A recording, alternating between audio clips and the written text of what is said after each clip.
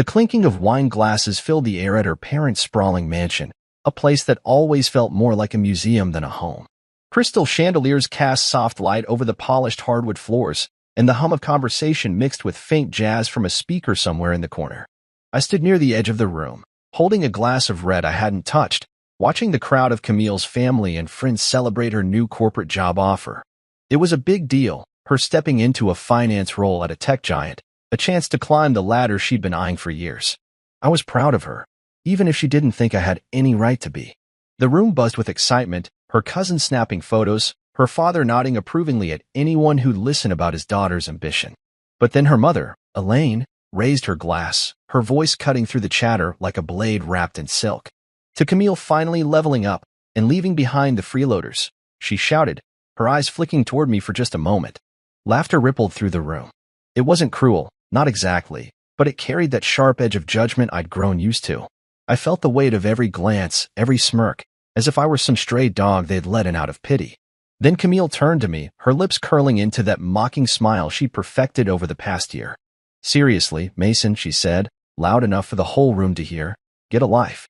Stop hanging around Jake just to feel important. He's rich and successful. You're not. The words hit like a punch I didn't see coming.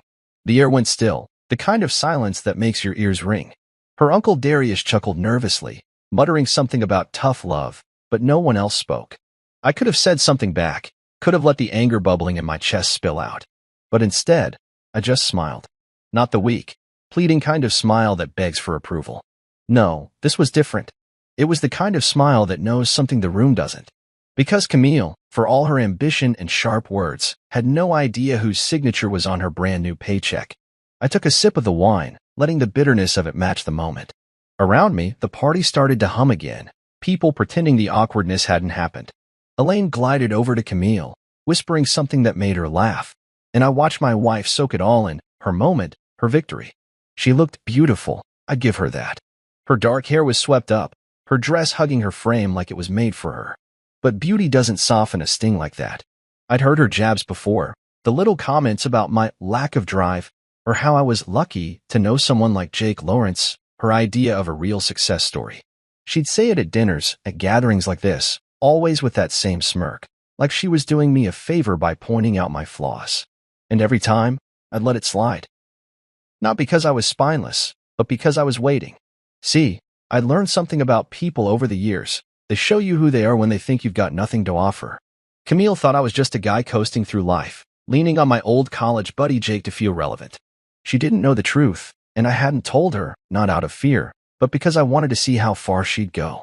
Tonight, though, her words cut deeper than usual. Maybe it was the crowd, the way her family leaned into her insult like it was a punchline they'd all been waiting for. Or maybe it was the way she didn't even glance back to see if I was okay. Either way, something shifted inside me. I set my glass down on a nearby table, the stem catching the light for a moment. Across the room, Camille was laughing with her cousin, already moving on from her little performance. I could have walked over, pulled her aside, and laid it all out right then, told her everything. But where's the value in that? Truth isn't just words, it's timing. And tonight wasn't the night. Not yet. Instead, I slipped through the crowd, nodding politely at a few familiar faces. Uncle Darius caught my arm as I passed, his breath heavy with whiskey. So, Mason, what do you actually do these days? He asked, his voice loud enough to draw a couple of glances. It was the same question he always asked, like he was digging for dirt. I gave him my usual vague answer, something about consulting, helping out with Jake's projects. He nodded, unimpressed, and let me go. That's how it always went with her family. To them, I was the guy who didn't quite fit, the one who married up and hadn't earned it. As I stepped onto the balcony for some air, the cool night hit my face, grounding me. The city sparkled below, all sharp lights and distant noise. I leaned against the railing, replaying her words in my head. He's rich and successful. You're not. If only she knew. If only she had any clue that the man she mocked was the one who'd built the very foundation she was now standing on. I wasn't angry, not exactly. It was more like disappointment, mixed with a strange kind of curiosity. How would she react when she found out? Would she laugh it off, like she did tonight? Or would it shake her world just enough to make her see me differently? I pulled my phone from my pocket, the screen lighting up with a text from Jake. Heard about the party. You good? He wrote. I smirked. Jake knew me better than anyone, knew why I kept my cards close, why I let Camille think what she wanted. I typed back a quick reply, all good. Just waiting for the right moment. The party noise drifted out to the balcony, Camille's laughter cutting through it all. I straightened up, brushing a speck of dust off my jacket. This wasn't the end of anything, just the beginning of something else. She could have her toast, her moment, her applause. I didn't need any of it. What I had was better control, patience, and a truth that would hit harder than any insult she could throw. I stepped back inside, ready to play my part a little longer, my smile still in place. The game wasn't over. Not by a long shot. The loft where it all started still lingers in my mind sometimes. A cramped space with peeling paint, secondhand furniture, and the faint hum of cheap fans struggling against summer heat. Jake and I spent countless nights there, hunched over laptops, fueled by Red Bull and stubborn dreams. That's where Pulse Logic was born, where I wrote the first lines of code for an AI system that would change everything. Now, years later, I stood in my home office, a sleek room with floor-to-ceiling windows and a view of the city skyline, staring at a screen filled with data only I could untangle. People see Jake as the golden boy, the guy with the perfect smile who charms talk show hosts and investors alike. They see his polished boots clicking across stages, his name in bold on magazine covers. But behind every step he takes is me. I'm the architect, the coder, the ghost who built the system from scratch. And I chose to stay in the shadows, not because I'm ashamed, but because I wanted to see who Camille would be when she thought I had nothing to offer. It's not that I lied to her. I just never corrected her assumptions. When we met, I was already deep into the company, working late nights while Jake handled the public side. She'd ask about my day, and I'd keep it vague, talk about projects, or helping Jake out. She filled in the blanks herself, deciding I was some aimless guy riding my friend's coattails. At first, I thought it was funny, her little jabs about my lack of ambition. But over time, those jabs got sharper, especially after she started climbing her own career ladder. She'd come home from her old job, all fired up about some new promotion, and toss out lines like, "Maybe you should try harder, like Jake does." I'd just nod, let it slide, and go back to debugging code that powered a $120 million enterprise. Why didn't I tell her? It's hard to explain, even to myself sometimes. Part of it was curiosity. I wanted to know if she'd love me for who I was, not what I'd built. Another part was pride. I didn't want her respect just because of a title or a bank account. And maybe, deep down, I was testing her, seeing how far she'd go with her assumptions. She never asked the right questions, never pushed for details. Instead, she built this story in her head about me being less driven, less capable, less everything. And I let her, because the truth was mine to hold until I was ready to share it. That morning, I sipped coffee at my desk, the steam curling up as I scrolled through emails. Most were routine, updates from the dev team, bug reports, a few investor queries Jake had forwarded. He was good at the big picture stuff, the handshakes and headlines. But the guts of the company? That was me. Every algorithm, every server, every line of code that kept Pulse Logic running had my fingerprints on it. We'd agreed early on to split the roles. He'd be the face, I'd be the foundation. It worked. He got the spotlight. I got the freedom to create without cameras in my face. And it kept things clean. No ego clashes, no power struggles. Just two friends who trusted each other to do what they did best. Camille was getting ready for her big first day at her new job. I could hear her in the bedroom, humming as she picked out an outfit. She'd been talking about this job nonstop for weeks, how it was her chance to finally make something of herself, as if she hadn't already been doing that. I didn't mind her excitement. It was one of the things I loved about her when we first met, that fire in her eyes when she talked about her goals. But lately, that fire came with a shadow, a need to prove she was better than me, better than where we'd started. She walked into the kitchen, her heels clicking on the hardwood, and grabbed her bag from the counter. "Don't wait up," she said, barely looking at me. "I've got a lot to learn today." "Good luck," I said, keeping my tone light. "You'll kill it." She paused, just for a second, like she was surprised I'd said something nice. Then she gave a quick nod and left, the door clicking shut behind her. I leaned back in my chair, staring at the ceiling. She had no idea where she was headed, not just to some shiny corporate office, but to a place I'd built from nothing. It wasn't about tricking her. It was about letting her walk her own path, even if that path led her straight to the truth I'd been holding back. Later that day, Jake called. You sure about keeping this quiet? He asked, his voice crackling through the speakerphone. She's gonna flip when she finds out. Let her find out when the time's right, I said, tapping a pin against my desk. She's got her shot now. Let's see what she does with it. He laughed, that easy laugh that made people trust him instantly. You're colder than I am, man. I'd have spilled it by now. Nah, I said, smirking. You'd have made a PowerPoint about it. We both chuckled, but there was a weight to the moment. Jake knew why I was doing this, knew it wasn't about revenge or ego. It was about clarity, about seeing who Camille really was when the masks came off. I hung up and turned back to my screen, pulling up the latest system diagnostics. The numbers flowed like a language I'd invented, each one a piece of the empire I'd created. Camille could think what she wanted for now. She could call me a freeloader, a shadow, whatever made her feel taller. But the truth? It was bigger than her words, bigger than her smirk at that party. I stood and walked to the window, the city stretching out below like a map of possibilities. Somewhere out there, Camille was stepping into her new role, probably charming her colleagues, already planning her next move. She thought she was entering Jake's world, a place where he was the genius and I was just a name she mocked. But she was wrong. This wasn't Jake's world, it was ours. And sooner or later, she'd see my hand in every piece of it.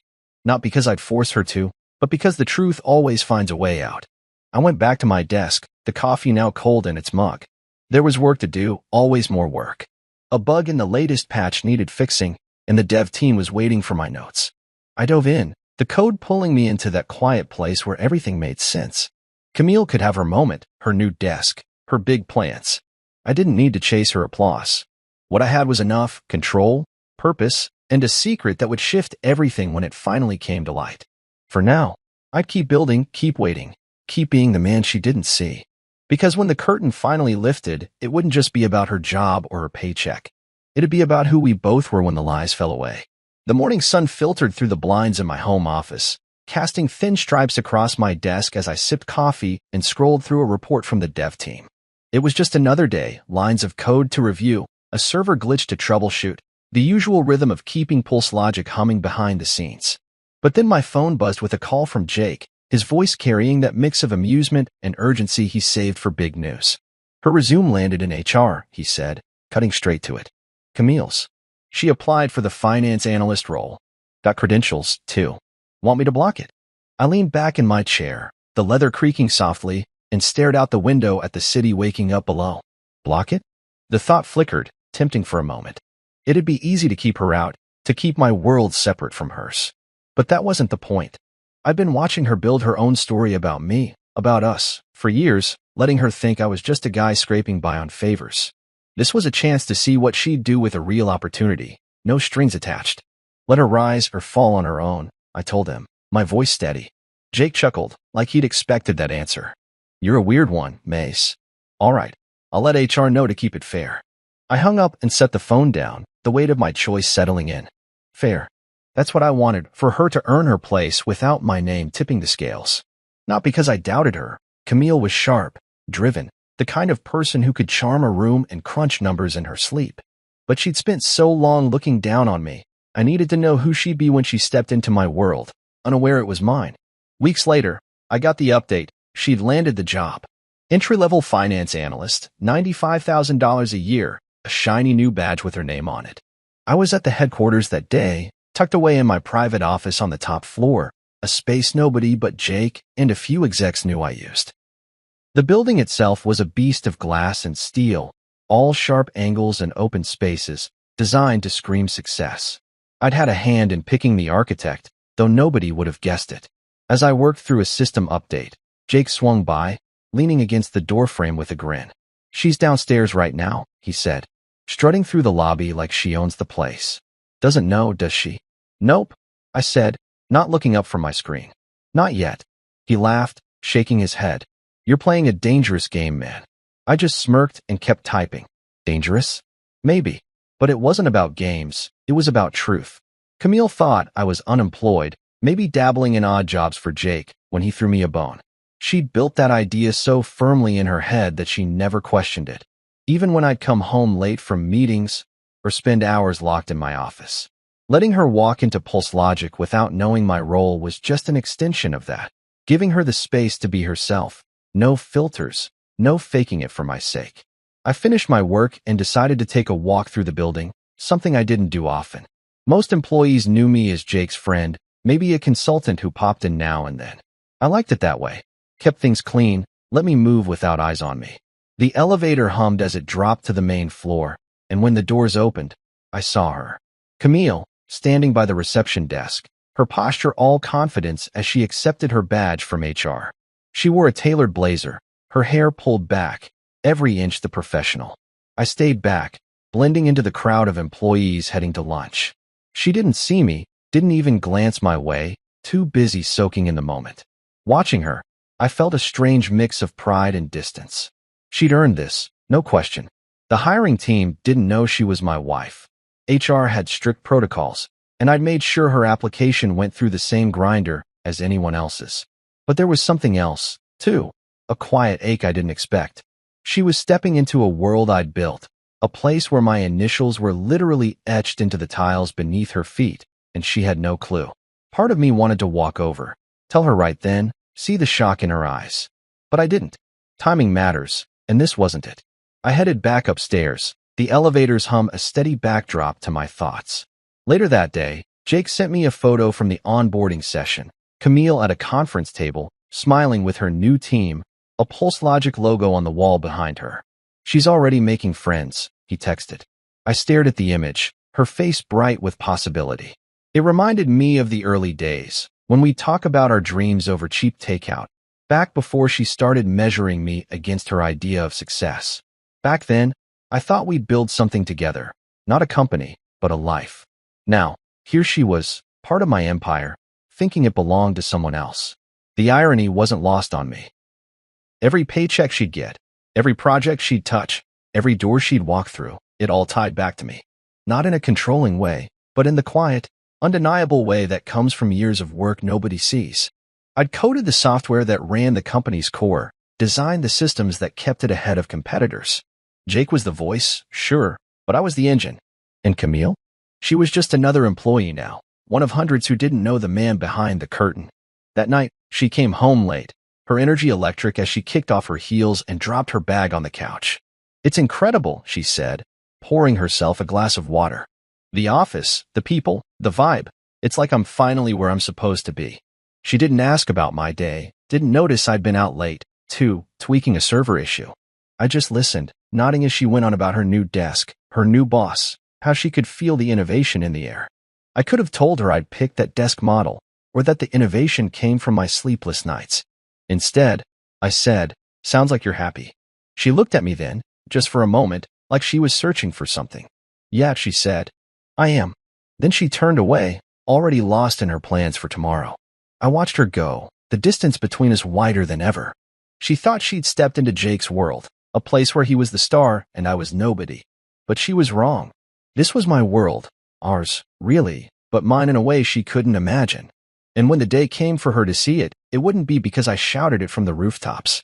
It'd be because the truth was too big to stay hidden forever. For now, I'd keep working, keep waiting, let her think what she wanted. The moment would come. It always did. The hum of my laptop filled the quiet of my home office, a steady rhythm that grounded me as I sifted through a backlog of emails. Outside, the city was settling into dusk, lights flickering on like stars against the skyline. I'd spent the day tweaking a new algorithm for Pulse Logic, the kind of work that felt like solving a puzzle nobody else could see. Most people at the company thought Jake was the mastermind, the guy who dreamed it all up and made it R. They weren't entirely wrong. He had a knack for selling the vision, for turning my code into something the world wanted. But the truth was messier. Every breakthrough, every system that kept us ahead, came from my hands. And Camille?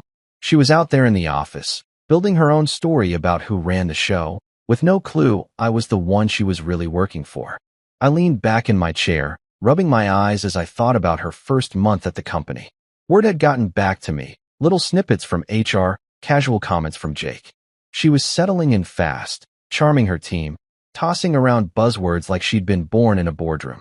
Apparently, she'd taken to bragging about her proximity to power, as if being in the same building as Jake made her special. I could picture her in the break room, coffee in hand, tossing her hair as she said, "He's so inspiring. You can just tell he's the genius behind it all." It didn't bother me, not really. I'd chosen to stay out of the spotlight, let Jake take the bows. But hearing her say it, knowing she thought I was just some guy hanging around for scraps, stirred something I couldn't quite name. That afternoon, I'd gotten an email from one of the HR reps, someone I trusted to keep me in the loop without asking too many questions. She'd overheard Camille in the break room, laughing with a couple of analysts.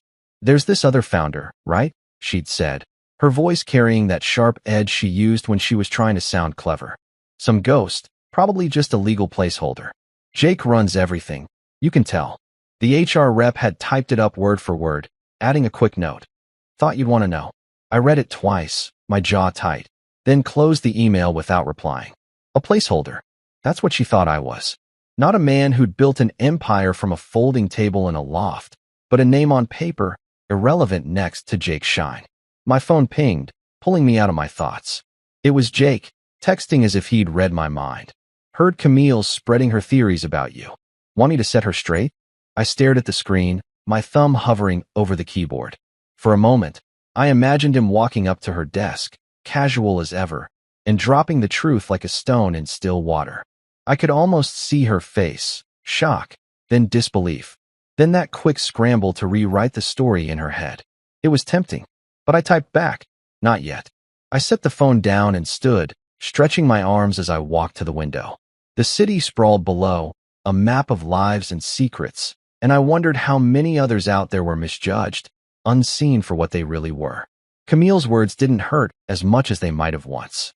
They were just noise, part of the bigger picture I'd been watching unfold. She could think what she wanted, say what she wanted. The company didn't run on her opinions, it ran on my work. Every email she sent, every report she filed, every paycheck she cashed, it all flowed through systems I'd designed. She was a guest in my house, even if she didn't know it. Later that night, I drove to the office to check on a server issue nobody else could crack. The building was quiet after hours, just the hum of air conditioning and the faint glow of monitors left on by accident. I liked it this way, no crowds, no meetings, just me and the tech. As I worked in the server room, untangling a mess of cables and running diagnostics, I thought about the early days with Jake. We'd been kids, really, fueled by cheap pizza and big ideas. Back then, it wasn't about money or fame. It was about building something that mattered. I'd never cared about the spotlight, even when we started getting press, when investors came knocking. Jake thrived on it, and I was happy to let him. But now, with Camille spinning her stories, I wondered if I'd stayed quiet too long.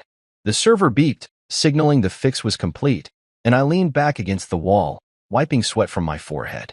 My phone buzzed again, this time an email from Jake, forwarded from one of his assistants. It was a screenshot of an internal memo Camille had drafted, something about streamlining budget reports.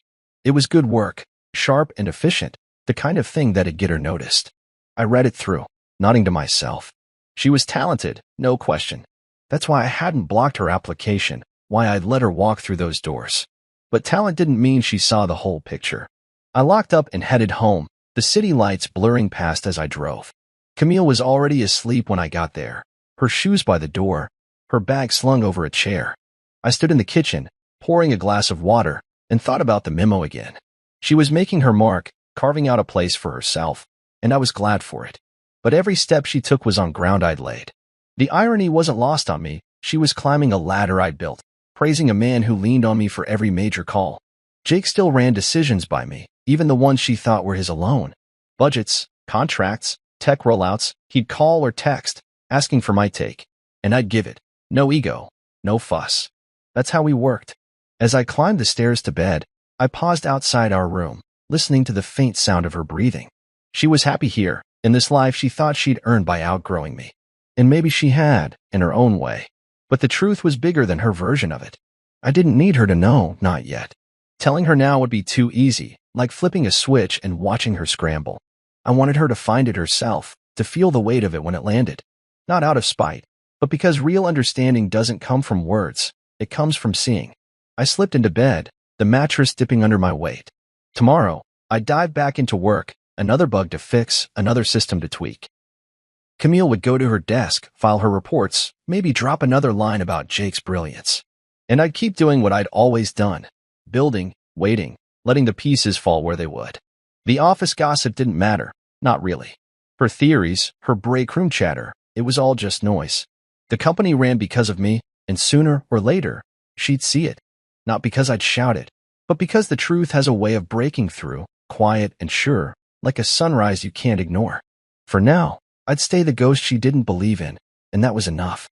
The office was a ghost town that night, the usual buzz of keyboards and chatter replaced by the low hum of air conditioning and the occasional creak of a settling building. I was holed up in the executive suite, a corner room with a view of the city's jagged skyline, working late on a software patch that had been giving the dev team fits. The glow of my laptop screen lit up the desk, casting shadows across stacks of papers and a cold coffee mug I'd forgotten to refill. This was my element: code, quiet, control. No meetings, no handshakes, just me untangling problems nobody else could. I liked these hours, when the world slowed down and I could think without interruption. But then I heard it, the sharp click of heels on the hardwood floor, echoing down the hall like gunfire in the silence. I glanced at the clock, past 9. Nobody should have been here, not even the cleaning crew. The sound stopped just outside the door, and before I could close my laptop, Camille walked in. She froze in the doorway, her eyes wide, like she'd stumbled into a room she wasn't supposed to see. Her blazer was slung over one arm, her hair slightly messy from a long day, but she still carried that air of confidence, like she owned every space she entered. "What are you doing here?" she asked, her voice sharp, almost accusing. I leaned back in my chair, keeping my expression neutral. "Helping Jake," I said, the same vague answer I always gave. It was true enough. Jake had asked me to handle this patch personally, but it was also the kind of answer that let her fill in the blanks however she wanted. She rolled her eyes, stepping into the room, her heels clicking again. "Of course," she said, her tone dripping with that familiar mix of pity and frustration. "You just can't let go of his coattails, huh?" The words stung, though I didn't let it show. I'd heard them before, variations of the same jab, always aimed at making me feel small. But tonight, in this room, with my code on the screen and the weight of everything I'd built behind me, they landed differently. I could have corrected her right then, laid it all out, how this company, this office, this very moment existed because of me. But I didn't. Instead, I just held her gaze, my face calm, giving her nothing to grip onto. She shifted her weight, clearly expecting me to argue or shrink away like I usually did. When I didn't, her confidence wavered, just for a second. "It's late, Mason," she said, softer now, like she was trying to figure out why I wasn't rattled. "Why are you even in here? This is the executive suite." Before I could answer, Jake walked in, his tie loosened and a tablet under his arm. He stopped short, glancing between us, his easy smile faltering for a moment. "Hey," he said, nodding at Camille before turning to me. "Ready to sign off, Mace?" The air shifted. Camille's eyes narrowed, her head tilting slightly as she processed his words. "Wait," she said, her voice slow, like she was piecing together a puzzle.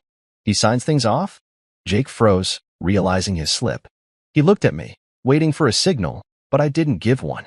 Instead, I closed my laptop with a soft click and stood, stretching my arms. "Just wrapping up some tech stuff," I said, keeping it light, like it was no big deal. Camille wasn't buying it. She crossed her arms, her gaze flicking between me and Jake. "Hold on," she said. "What do you mean, sign off? Since when are you involved like that?" Jake, bless him, tried to smooth it over. "He's involved," he said, his smile awkward but genuine. "You know, helps with the big picture stuff sometimes." She laughed, but it was nervous, unsteady, like she was trying to convince herself it wasn't a big deal. "Sure he is," she said, her eyes locked on me now, searching for something, an explanation, a crack in my calm. I didn't give her one. I just grabbed my jacket from the back of the chair and slung it over my shoulder. "Long day," I said, nodding at Jake. "I'll finish up tomorrow." As I brushed past her, I caught the faintest whiff of her perfume, the same one she'd worn since we met. For a split second, I remembered the early days, her laughing over cheap wine, me promising her the world. But that memory faded as fast as it came. I didn't look back. Didn't need to. I could feel her staring as I walked out, the weight of her confusion following me down the hall. In the elevator, I leaned against the wall, the hum of descent matching the buzz in my head. That was close, closer than I'd planned. Jake's slip hadn't been intentional, but it was a reminder. The truth was a restless thing, always looking for a way out. I'd wanted to control the timing, let her stumble across it naturally, but moments like this made me wonder if I was pushing my luck. Still, I wasn't ready to lay it all bare. Not yet. She'd have questions now, sure, but questions weren't answers. She'd probably brush it off, tell herself Jake was just being polite, that I was still the guy she'd pegged as a nobody. When I got home, the house was dark, quiet except for the faint drip of the kitchen faucet I kept meaning to fix. I poured a glass of water and stood by the counter, replaying the scene in my head. Her face when Jake said my name, the way her certainty cracked just enough to let doubt creep in. It wasn't much, but it was a start. I didn't want her to feel stupid. That was never the goal. I just wanted her to see me, really see me, without the story she'd written in her head. I thought about calling Jake, telling him to be more careful, but I didn't. He'd feel bad enough already, probably pacing his apartment right now, wondering if he'd messed up my plan. He hadn't. If anything, he'd nudged it forward, given her something to chew on. I set the glass down and headed upstairs, the stairs creaking under my weight. Tomorrow, she'd go back to her desk, maybe ask around, dig a little. Or maybe she'd let it go, too proud to admit she might have missed something. Either way, the seed was planted. As I lay in bed, staring at the ceiling, I wondered what she'd say if she knew the whole story. Not just that I was involved, but that I was the backbone, the guy who'd turned a crazy idea into a $120 million reality. Would she laugh it off? Get angry? Or would it finally make her pause, look at me like she used to, back when we were equals in her eyes? I didn't know. What I did know was that I wasn't here to beg for her respect. I'd earned it years ago, long before she started measuring me against her version of success. The clock ticked past midnight, and I closed my eyes, the memory of her heels still echoing in my mind. She could roll her eyes all she wanted, call me whatever names made her feel tall. I didn't need her to cheer me on. What I needed, what I'd always needed, was to build something real, something that lasted. And I had. Now it was just a matter of time before she saw it, before the truth stepped out of the shadows and stood in front of her, plain as day. For now, I'd keep doing what I did best. Work, wait, and let the pieces fall where they would. The morning started like any other, coffee brewing in the kitchen, the faint hum of traffic filtering through the windows, and me at my desk, staring at a screen full of code that needed my attention. The routine was comforting, a tether to the life I'd built, even as things with Camille felt like they were teetering on the edge of something big. I hadn't seen her much since that night in the executive suite, when Jake's slip about me signing off had left her with questions she didn't know how to ask. She'd been quieter at home, her usual jabs replaced by quick glances and half-started sentences, like she was trying to solve a puzzle but didn't want to admit it. I let her stew, didn't push, didn't offer explanations. The truth was coming, and when it did, it wouldn't be because I'd spoon-fed it to her. 2 weeks later, it happened. I was in my office at Pulse Logic, tucked away in the corner of the top floor where nobody bothered me, when Jake texted, "Payroll glitch today. HR scrambling. Camille's asking questions." I leaned back in my chair, the leather creaking under my weight, and smirked. Payroll glitches were rare. My systems were tight, but when they happened, they left a trail. I knew where this was going. Sure enough, an hour later, another text from Jake. "She saw your name on her stub. Freaked out. You want me to handle it?" I typed back a quick no. Let it play out. I could picture it, Camille at her desk, probably sipping one of those overpriced lattes she loved, opening her paycheck to check the deposit. Most people just glance at the numbers, but not her. She'd scrutinize every detail, always looking for a way to optimize. And there, at the bottom of the stub, in clean black ink, authorized by Mason Quinn. I could imagine her squinting at it, thinking it was a typo, a glitch, maybe even a joke. She'd probably laughed at first, that sharp, dismissive laugh she used when something didn't fit her worldview. But Camille wasn't one to let things slide. She'd dig, and that's exactly what she did. By noon, I got an email from HR, flagged as urgent. The rep, a no-nonsense woman named Karen who'd been with us since the early days, laid it out plain. Camille had stormed into their office, paycheck in hand, demanding to know why my name was on it. She thought it was a mistake, Karen wrote. Asked if we'd mixed up names or if there was another Mason Quinn. I pulled the internal docs to show her it was legit. She went pale, Mason, like she'd seen a ghost. I read the email twice, my pulse steady but my mind racing. This was it, the moment I'd been waiting for, though I hadn't planned it this way. Karen had done her job, nothing more, nothing less. She'd shown Camille the paperwork, the founding charter, the corporate ownership forms, the stock disbursement records. All of them with my name in bold, Mason Quinn, co-founder and chief technology officer. Not a placeholder, not a shadow, but the guy who'd built the engine that powered the whole damn company. Karen didn't say much about what happened next, just that Camille had sat down hard, staring at the documents like they were written in a language she didn't speak.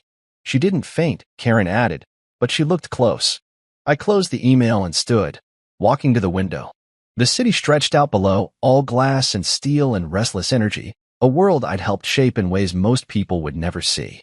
I didn't feel triumphant, not exactly. There was no rush of victory, no urge to gloat. If anything, I felt a strange kind of calm, like the air after a storm. Camille knew now. Not the whole story, maybe, but enough to crack the shell she'd built around me. She'd spent years thinking I was less driven, less capable, less worthy of her. And now she'd seen my name on the one thing she couldn't argue with, her paycheck. I wondered what she was doing at that moment. Was she still in HR, flipping through those documents, looking for a loophole? Or had she gone back to her desk, staring at her computer, trying to reconcile the man she'd mocked with the one who'd signed her salary? I could have called her, could have walked down to her floor and seen her face for myself. But I didn't. This wasn't about me chasing her reaction. It was about her sitting with the truth, letting it sink in. Jake called later that day, his voice a mix of amusement and concern. "Man, she's rattled," he said. "Saw her in the hall, and she barely nodded at me. You sure you don't want to talk to her? Clear the air." "Nah," I said, leaning against my desk. "She's got enough to chew on." He laughed, but it was cautious. "You're cold, Maze. I'd be freaking out if my wife found out like this." "She'll be fine," I said. "She's tougher than she looks." And she was. Camille didn't break easy. She'd clawed her way through a competitive field, earned her spot at Pulse Logic fair and square. This wouldn't destroy her.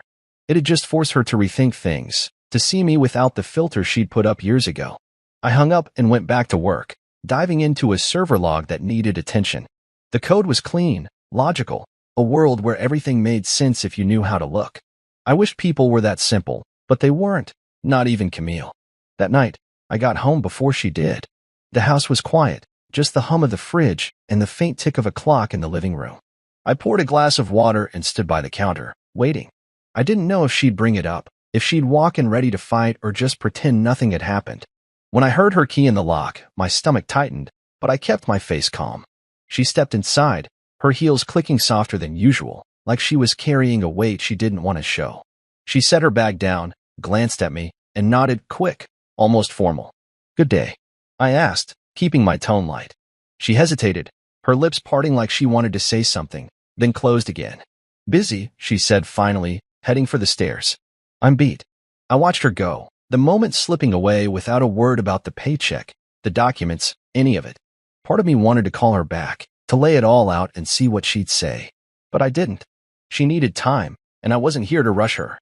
The truth was out now, raw and undeniable, and it'd do its work without me pushing. I took a sip of water, the glass cool against my palm, and let the silence settle. As I headed to my office to finish some work, I thought about those early days, me and Jake in that loft, dreaming bigger than we had any right to. Back then, it wasn't about proving anything to anyone, not even ourselves. It was just about building something real. I'd done that, despite what Camille thought, despite what anyone thought. And now she knew, not because I'd shouted it, but because the truth had found her, quiet and sharp, like a blade she didn't see coming. For now, I'd keep working, keep waiting. The next move was hers, and I was ready for whatever came. The gala was in full swing when I arrived, the kind of event that made you feel like you'd stepped into a movie, chandeliers glittering overhead, waiters gliding through the crowd with trays of champagne, and a live jazz band filling the air with smooth, easy notes. Pulse Logic had pulled out all the stops to celebrate a new government contract, a deal that'd keep us in the black for years. I usually skip these things, happy to let Jake soak up the spotlight while I stayed behind my screens. But tonight, he'd insisted I show up, his voice firm over the phone. "You need to claim what you've built," he'd said. "No room for argument. This isn't just my win, it's yours." I'd grumbled, tugged at the collar of my tux, but deep down, I knew he was right. So here I was, standing at the edge of a ballroom packed with suits and gowns, feeling like a fish out of water, but ready to play my part.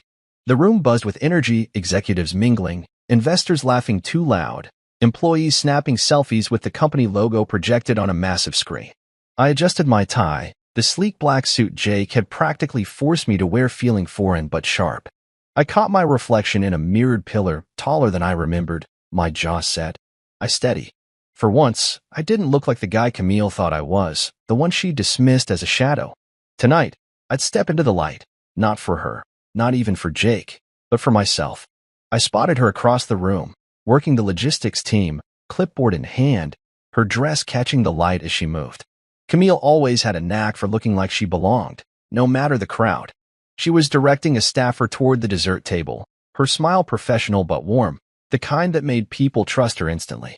She hadn't seen me yet, hadn't noticed me slipping through the crowd, shaking hands with a few board members who knew my name even if most employees didn't. I kept my distance, letting her do her thing. After the payroll incident 2 weeks ago, we'd barely talked, her coming home late, me leaving early, both of us dodging the truth that had landed like a stone between us. She knew now, or at least she knew enough to question everything, but she hadn't brought it up, and I hadn't pushed. Jake found me near the bar, his grin wide as he clapped a hand on my shoulder. "You clean up nice," he said, handing me a glass of whiskey I didn't ask for. "Ready for this?" I took a sip, the burn grounding me. "As I'll ever be," I said, glancing at the stage where the MC was testing the mic. He followed my gaze, then leaned in, voice low. "She's gonna lose it when she hears your name. You sure you're good with that?" I nodded, my eyes drifting back to Camille. She was laughing now, nodding at something an older exec said, her clipboard tucked under her arm. "Let her react however she wants," I said. "This isn't about her." Jake raised an eyebrow but didn't push. He knew me well enough to know when I'd made up my mind. The band wrapped up their set, and the MC stepped to the podium, his voice booming through the speakers. "Ladies and gentlemen, thank you for joining us tonight to celebrate a milestone for Pulse Logic." The crowd clapped, a few cheers breaking through. I set my glass down, my pulse steady but quick, like it was before a big code drop. The MC ran through the usual spiel, thanking the team, hyping the contract, tossing out stats that made investors nod. Then he paused, his smile widening. "None of this would be possible without the vision and grit of our founders. Please welcome our co-founder and chief technology officer, Mason Quinn." Spotlight swung toward me, bright and unyielding, pinning me in place. The room erupted, claps, gasps, a few murmurs rippling through the crowd. I felt every eye on me as I made my way to the stage, my steps deliberate, my face calm. Cameras clicked, flashes popping like tiny explosions. I didn't look at Camille, didn't need to. I could feel her stare, sharp and heavy, from wherever she stood. I reached the podium, shaking the MC's hand before turning to the crowd. They were a sea of faces, some familiar, most not, all waiting for me to say something that matched the moment. I'd never been one for speeches, Jake was the talker, but I'd prepared for this. "Thank you," I started, my voice steady, carrying over the room. "This company started with a simple idea, solve problems nobody else can. That's what we've done, and that's what we'll keep doing. Not because it's easy, but because it's worth it." I kept it short, thanking the team, nodding to Jake, who stood near the stage, grinning like a proud brother.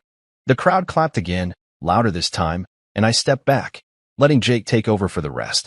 As I moved off stage, I caught it, Camille, standing near a pillar, her champagne flute trembling in her hand. Her face was pale, lips parted, like she'd just seen something impossible. Our eyes met for a split second, and I saw it all. Shock, realization, maybe even regret.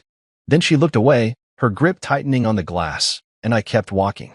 Back at the bar, I grabbed a water, the adrenaline still humming in my veins. Jake joined me, leaning against the counter. "Told you it'd hit hard," he said, his voice low but teasing. "Yeah," I said, taking a sip. "You weren't wrong." He glanced toward Camille, who was now talking to a colleague, her smile forced. "She's rattled, man. What's your next move?" "Nothing," I said, setting the glass down. Ball's in her court now. The rest of the night blurred. Handshakes, small talk, people I barely knew telling me how inspiring it was to hear from the other founder. I nodded, smiled, played the part, but my mind kept drifting back to her. Not because I needed her to say anything, but because I wondered what she was thinking now, after seeing me up there, my name on everyone's lips. Did it change how she saw me? Or was she already rewriting it in her head, finding a way to make it fit her old story? As the gala wound down, I stepped outside for air, the cool night biting at my skin through the suit. The city sparkled below, a reminder of everything I'd built, everything I still had to do. I didn't need the applause, didn't need the cameras. But standing there, With my name finally out in the open, I felt something shift. Not pride, not relief, just clarity. I wasn't hiding anymore, not from her, not from anyone. I heard the door open behind me, footsteps soft but deliberate. I didn't turn around, didn't need to. It was her, I knew it. But I wasn't ready for that talk, not yet. Let her come to me when she was ready, when the truth had settled deep enough to matter. For now, I'd done what I came to do. The stage was set, the curtain up. Whatever came next, I'd face it the same way I always had, steady, quiet, and sure of what I'd built. The days after the gala felt different, like the air in the house carried a charge I couldn't ignore. I went through my routine, coffee at dawn, code reviews in my office, calls with Jake about the next phase of the government contract. But there was a quiet tension under it all, a sense that something had cracked open and wouldn't close again. Camille hadn't said much since that night, since the moment she'd seen me on that stage, my name echoing through the ballroom like a truth she couldn't dodge. I'd caught her staring a few times, quick, searching glances when she thought I wasn't looking, but she hadn't brought it up, and I wasn't about to force the issue. I'd spent years letting her build her own story about me. Now that it was unraveling, I wanted to see what she'd do with the pieces. It was late one evening, maybe a week later, when she finally broke the silence. I was in the kitchen, rinsing dishes from a dinner we'd eaten separately, her working late, me buried in a server issue. The house was quiet, just the faint hum of the fridge and the clink of plates in the sink. She walked in, still in her work clothes, her heels left by the door like she'd shed some of her armor. I didn't turn around, kept scrubbing a pan, waiting to see if she'd speak or just grab a glass of water and vanish upstairs like usual. Then I heard her voice, low but sharp, like she'd been holding it in too long. "You should have told me." I set the pan down, drying my hands on a towel before facing her. She stood by the counter, arms crossed, her eyes fixed on me, not angry, exactly, but hard, like she was trying to pin me in place. "Told you what?" I asked, keeping my tone even, though I knew exactly what she meant. "Don't play dumb," she said, her voice rising just a fraction. "About Pulse Logic. About you being, whatever you are. Co-founder, CTO, the guy who built it all. Do you know how stupid I looked? Standing there at the gala, holding my champagne like an idiot while everyone clapped for you." I leaned against the counter, holding her gaze. Her words stung, but not like they used to. There was something raw in them, something honest, and I wanted to hear it all before I answered. "It wasn't about making you look stupid," I said finally, my voice calm but firm. "You did that all on your own." Her eyes widened, a flash of hurt crossing her face before it hardened again. "So this was what? A game?" she snapped. "Letting me think you were nobody, letting me say those things about you. About Jake? Also you could what? Prove a point." I shook my head, stepping closer, not to crowd her, but to make sure she heard me. "It wasn't a game. I didn't tell you because I didn't want you to love me for a title or a paycheck. I wanted to see who you'd be when you thought I had nothing." She laughed, but it was bitter, almost choked. "And what did you see, Mason? A shallow, status-obsessed bitch who'd rather chase Jake's shadow than look at you." Her words hung there, heavy, and for a moment, I didn't know what to say. She wasn't wrong, not entirely. She'd spent years measuring me against her idea of success, cutting me down to fit the box she'd made. But I didn't hate her for it. I just wanted her to see it, to own it. "I saw someone who's smart," I said quietly. "Someone who's driven, who earned her place at that company. But yeah, I also saw someone who decided I wasn't enough before she even asked who I was." She flinched, her arms dropping to her sides. For a second, I thought she might cry, but Camille didn't break like that. Instead, she straightened, her voice trembling but sharp. "You could have asked me to stop. You could have said something, anything, instead of sitting there, smiling like it didn't hurt. Why didn't you?" I looked at her, really looked, and saw the woman I'd fallen for years ago, fierce, stubborn, always pushing. But I also saw the distance between us, wider now than ever. "Because I didn't want to fight for your respect," I said. "I wanted you to give it. Not because I'm the CTO, but because I'm your husband."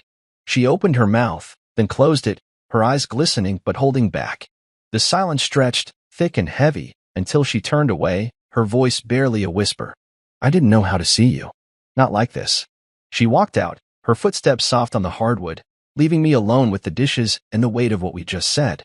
I didn't follow her. Didn't need to. She'd wanted to justify herself, to make it my fault for keeping secrets. But I'd given her the truth, plain and unvarnished. I wasn't here to punish her, but I wasn't here to beg for forgiveness either. The next few days were quiet, both of us moving through the house like strangers sharing a lease. I threw myself into work, debugging code, prepping for a tech rollout, anything to keep my mind off the ache in my chest. Jake called once, asking how things were, but I brushed him off. "She's processing," I said, and he didn't push. At Pulse Logic, I heard she was keeping her head down, still doing her job but without the usual swagger. Part of me wondered if she'd quit, walk away from the company now that she knew my role, but she didn't. She showed up, filed her reports, kept going. That was something, at least. I thought about that night a lot, her anger, her tears, the way she tried to turn it back on me. It wasn't about her looking stupid at the gala. It was about her realizing she'd misjudged me, not just as a founder but as a man. I didn't need her to grovel, didn't want her to.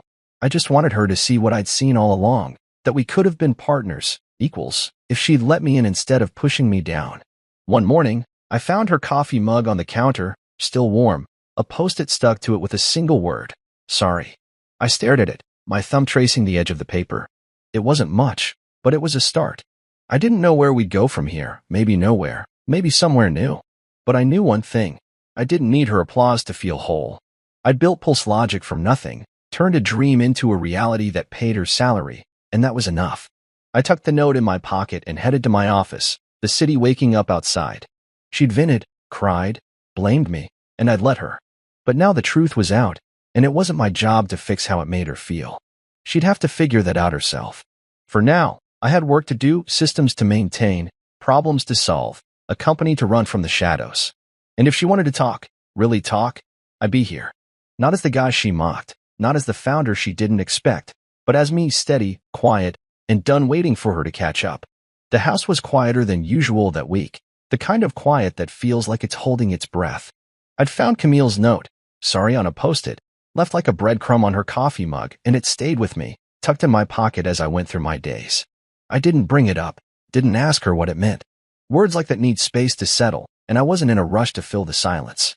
Work kept me busy. Pulse Logic was ramping up for a new software release, and I was neck-deep in code, tweaking algorithms and squashing bugs that only I could spot. But even as I worked, my mind kept drifting back to her, to the way things had shifted since the gala, since she'd seen my name on that stage and realized the man she dismissed was the one holding up her world. I'd heard bits and pieces about her at the office, not from her directly, but from Jake and a few others who kept an eye out. She was still showing up, still doing her job, but the swagger was gone. No more breakroom boasts about proximity to power, no more gushing about Jake's genius. Instead, she was quieter, focused, like she was trying to prove something to herself. Karen in HR mentioned she'd started asking about the company's outreach programs, the ones I'd pushed for years ago, tech workshops for women in underprivileged schools, stuff I'd always cared about but never advertised. It caught me off guard, hearing that. Was she digging into my world, trying to understand me? Or was it just her way of coping, finding something to hold on to after her version of me had crumbled? I didn't know, and I didn't ask. One morning, I decided to do something I hadn't planned. I was at my desk, the city humming outside my window, when I pulled out a small box I'd picked up on a whim, a high-end leather-bound notebook, the kind Camille used to jot down her ideas back when we'd dreamed together over late-night takeout. I grabbed a pen and wrote a note, keeping it simple. "Camille, you're talented. You earned your place here. This isn't about revenge. It's about letting truth speak. Mason." I didn't overthink it, didn't try to make it poetic. It was just the truth, plain and clear, the way I'd always tried to be with her, even when she didn't see it. I drove to the office that afternoon, the box on the passenger seat. The building was buzzing as usual, phones ringing, keyboards clacking, employees weaving through the open-plan floor. I didn't go to my usual hideout on the top floor. Instead, I headed to Camille's desk, tucked in a corner of the finance department. She wasn't there, probably in a meeting, so I set the box down, the note folded inside, and walked away before anyone could ask what I was doing. It felt strange, leaving something for her like that, no explanation, no ceremony. But it wasn't about grand gestures. It was about giving her something real, something she could hold, and letting her decide what to do with it. I didn't hear from her about it, not that day, not the next. Part of me wondered if she'd tossed it, too proud to accept anything from me after everything. But I didn't dwell on it. I'd said what I needed to say, and the rest was up to her. Life kept moving, meetings with the dev team, late-night calls with Jake about scaling the new contract, the usual grind that kept PulseLogic running. I liked the rhythm of it, the way it pulled me into a world where things made sense, where effort led to results. If only people were that straightforward. A few days later, Jake swung by my office, leaning against the doorframe with that grin he got when he knew something I didn't. "She's been asking about the charity stuff," he said, crossing his arms. "The tech programs for schools. Wanted to know how we pick the locations, who funds it." Sound familiar? I looked up from my screen, my hands pausing on the keyboard. "Yeah," I said, keeping my tone neutral. "Sounds like something I'd care about." He laughed, shaking his head. "Man, she's digging. Not saying it's because of you, but come on. That's your thing. She's never touched it before." I shrugged, turning back to my work. Maybe she's just curious. Jake didn't buy it, but he let it go, heading out with a promise to grab beers later. I sat there, staring at the code on my screen, but my mind was elsewhere. Camille, asking about the programs I'd poured my heart into, quietly, behind the scenes, the way I'd always done things. It wasn't an apology, wasn't a big declaration, but it was something. A step, maybe, towards seeing me as more than the guy she'd mocked at her parents' party. I didn't know if it'd lead anywhere, but it was enough to make me pause, to wonder if she was changing, slowly, the way I had years ago when I realized I didn't need applause to feel whole. That night, I got home late, the house dark except for a light in the kitchen. Camille was at the table, her laptop open, papers spread out around her. She didn't look up as I walked in, but I saw it, the leather notebook, open to a page filled with her neat handwriting. My note wasn't there, probably tucked away somewhere, but the sight of the book hit me harder than I expected. I grabbed a glass of water, keeping my movements quiet, not wanting to disturb whatever she was working on. As I headed upstairs, I caught a glimpse of her screen, a proposal draft, something about expanding the tech workshops to more schools. I didn't stop, didn't say anything, just kept going. In bed, I lay awake, the ceiling a blank canvas for my thoughts. I didn't need her to thank me, didn't need her to say she'd read the note or liked the gift. What I needed, what I'd always needed, was to know I'd built something that mattered, not just in code or contracts, but in the way it touched people's lives. Those programs, the ones she was now poking into, were part of that. If she was picking up that thread, even just a little, it meant something. Not a victory, not a reconciliation, but a shift, quiet and real, like the first crack of dawn after a long night. I thought about the early days, when I'd stay up coding while Camille slept, dreaming of a future we'd share. That future looked different now, fractured by her words and my silence, but it wasn't gone.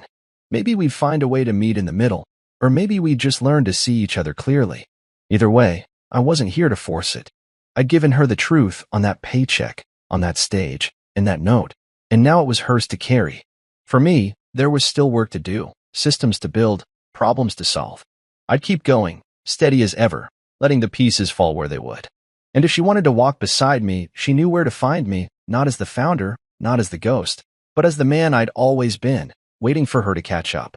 The brunch was at Elaine's favorite restaurant, a fancy place with white tablecloths and waiters who moved like they'd been trained to disappear.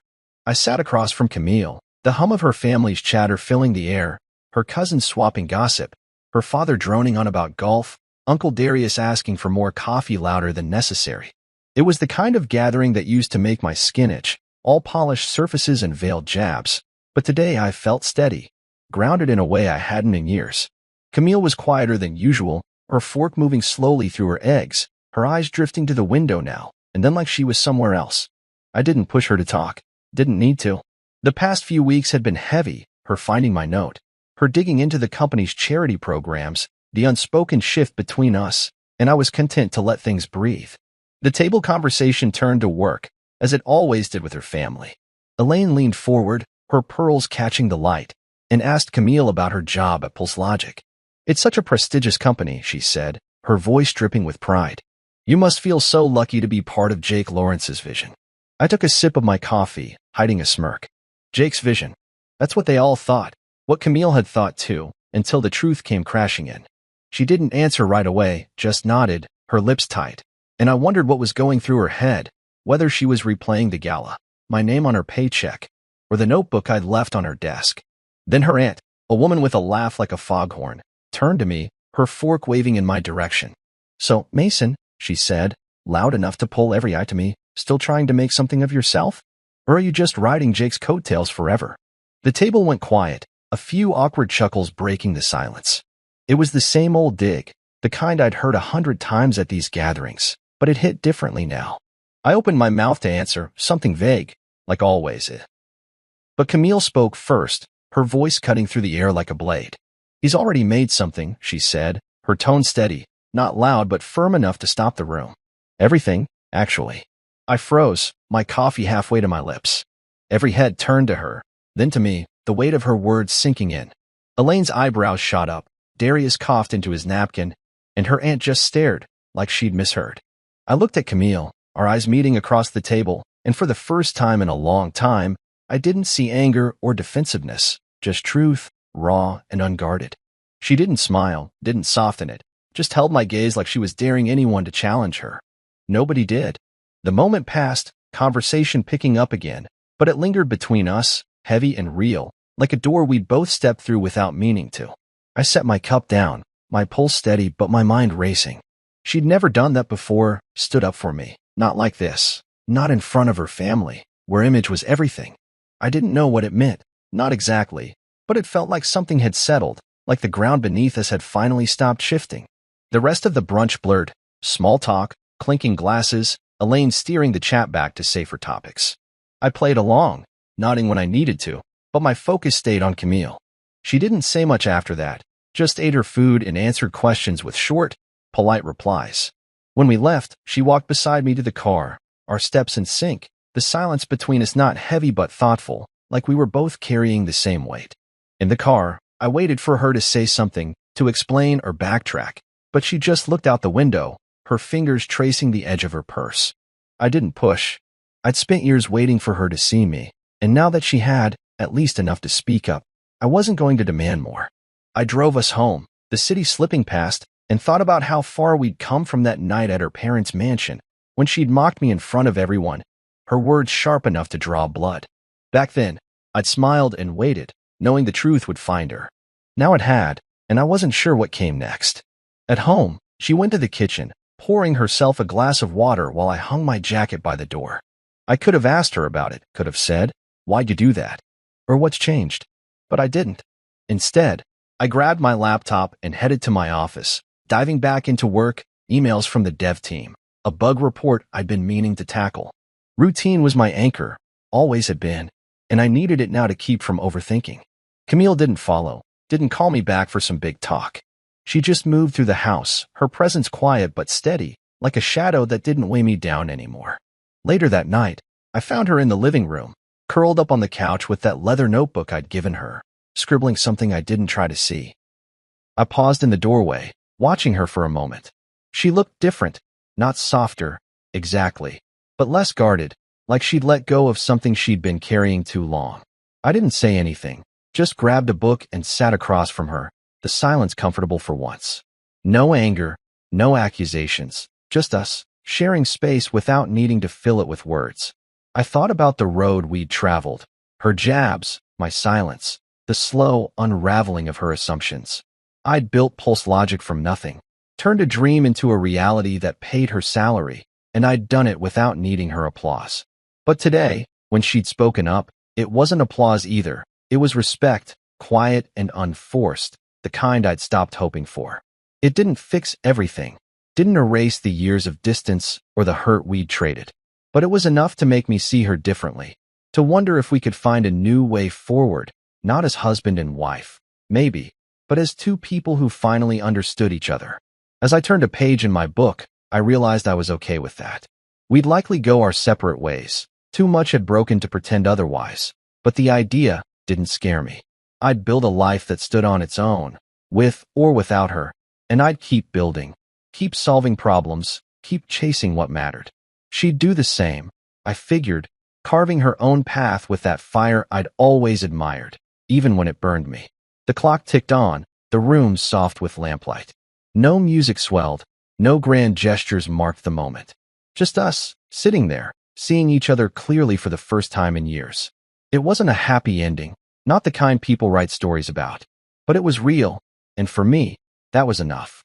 I closed my book, set it aside, and let the quiet hold us both. Knowing whatever came next, I'd face it the way I always had, steady, sure, and ready for the truth to lead the way.